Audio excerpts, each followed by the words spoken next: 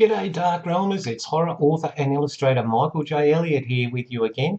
Hey, if this is your first time to the diaries, welcome. Thank you for joining us. And if you want to keep up with the best in horror, book and movie reviews, creepypasta and trivia, then make sure to hit that subscribe button and bell notification, and you'll always be up to date with the best from the world of horror. Okay, Darkrealmers, today I have got a brilliant movie for your consideration. It's called Dig Two Graves, and it's one of the best dark psychological thrillers you're likely to ever see. And so let's get started right now. Yeah.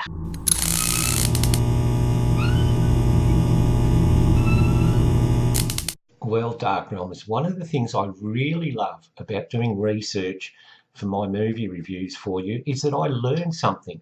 Now, the title of this movie, Dig Two Graves, actually comes from an old Chinese proverb which states, when you embark on a journey of revenge, it's best to dig two graves. And that just sums up this movie perfectly, okay? And what's wonderful, really, really wonderful about this movie is that it's an indie film, and this indie film shows Hollywood what it should be doing and how it should be done. It's a brilliant story, not horrifying. It's dark, it's creepy, it's a psychological drama, and it's got supernatural overtones, okay? Now, we basically start off the story in 1947, and there's Deputy Sheriff Waterhouse and Sheriff Weymouth, Sheriff Proctor, and they're dumping two bodies into the water-filled quarry. And straight away we think, what is this? What's going on? These are law enforcement officers. Why is this happening? So we're drawn right into this movie, right from the get-go. And when the deputy sheriff pulls a gun on his superior, we know straight away there is some really, really bad blood between these two, okay? And straight away, we're filled with all those questions that you should be filled as an audience member. Who, why, where, what? Then the story flashes forward 30 years to 1977, where Jacqueline, who's known as by her nickname Jake, is standing on the edge of the quarry, the very same quarry, with her brother Sean, who's trying to convince her, come on, let's jump in, it'll be fun. Well, at the last minute, Jake changes her mind and Sean dives in and drowns, and that sets up the tone for this whole movie, Darkrealmers. So before I go on and give you a little bit more details and thoughts about what I got from this movie, I'm going to share with you the trailer, and this is fantastic.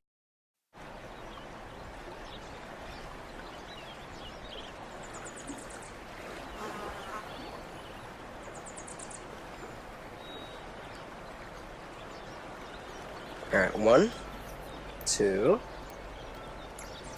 3.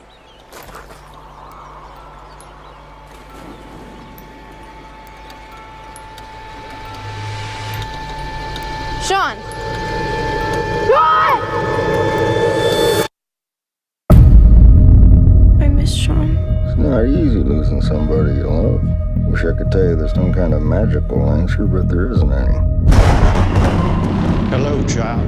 You like magic, right, Jake? How do you know my name? We can bring your brother back to life, but somebody has to take his place. Should we shake on it?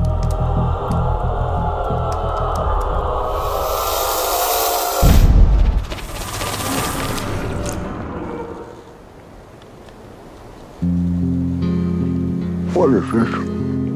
What are you doing with this? Anyone can tell you that it's not there to last, and the city's burning under. It's running from the past. This is how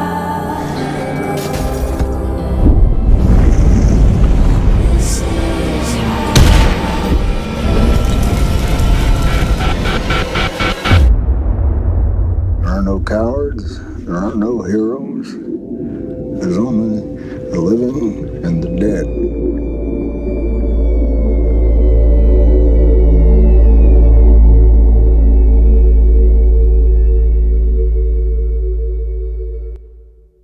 Oh, great stuff. Now, this movie was co-written and directed by Hunter Adams. And like I said, it's an indie film, and it's just brilliant in the way that the characters interrelate, the story unfolds. Now, Jake is a wonderful young character. She's racked with guilt and feelings of remorse because of her brother's death. Okay, and when her mum announces, "Hey, how would you feel? You know, if you have a brother or sister," and her first reaction isn't, "Oh, mum, congratulations." It's, "What have you forgotten about Sean?" So we get that intense feeling that she's mourning her brother more than perhaps, you know, the rest of the family, in her own very special way. Now, one of the creepiest scenes, for me anyway, in this movie was when she's walking home, and from three directions, from the train tunnel and from the sides, come these three moonshiners, and they are really creepy looking. They're sort of bit gothic looking, and the first thing you think is, "Oh my God, they're going to rape this girl." You know, it's our first introduction to them, and we think, "Oh God, they're so creepy." But Jake, to her amazement, stands her ground, and when the lead moonshiner coming from the tunnel says, "Jake, I need to talk to you.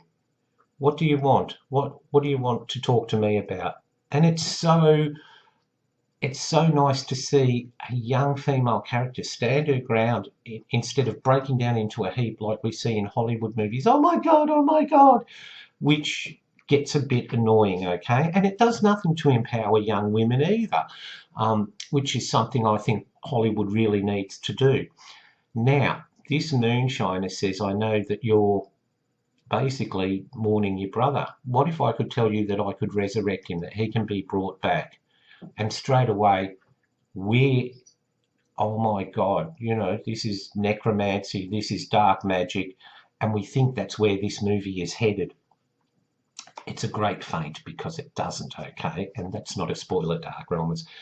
But she's very skeptical, and he performs a ritual in front of her where he actually brings a snake back to life to convince her.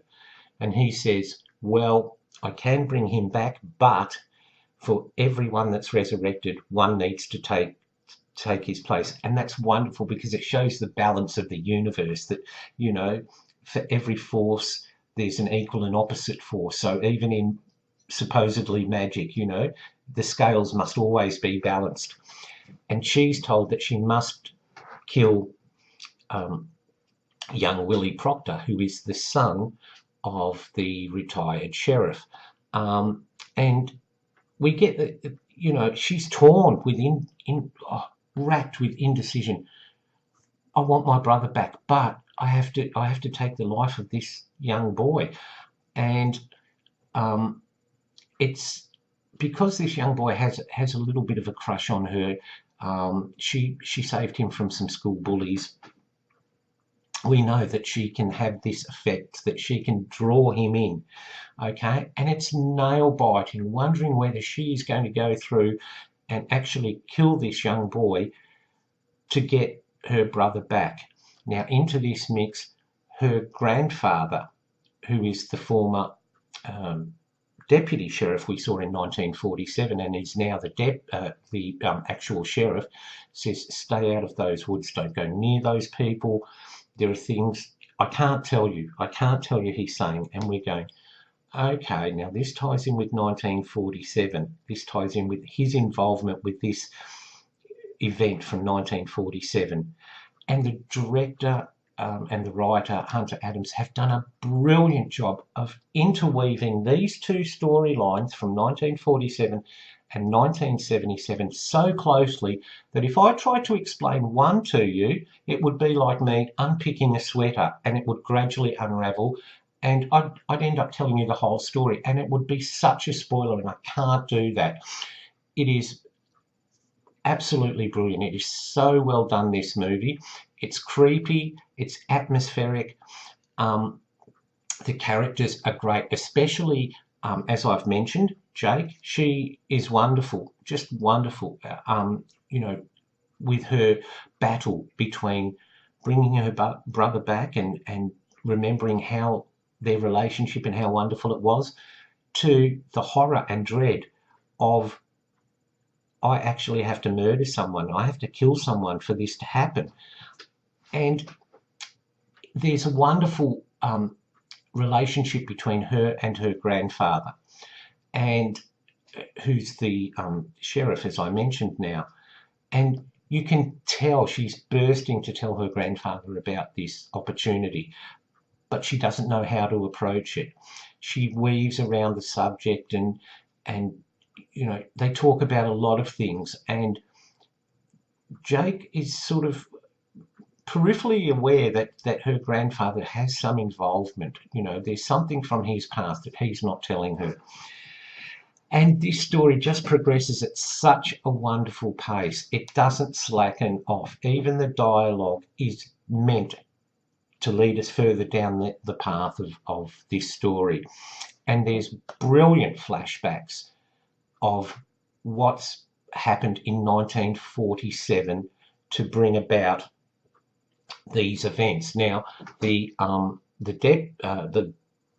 sheriff, I should say, Proctor, he's now retired. Of course, he's just old, and all he does is spend his time, you know, drinking moonshine, which these three gypsies actually produce. And now that Waterhouse is the sheriff, we see this strange relationship. They've both got something on each other, and they can't, as much as Waterhouse would like, you know, to get rid of, or not murder, but, you know, get Proctor out of the picture. He knows he can't, because their relationship is so intertwined from the days when they worked together.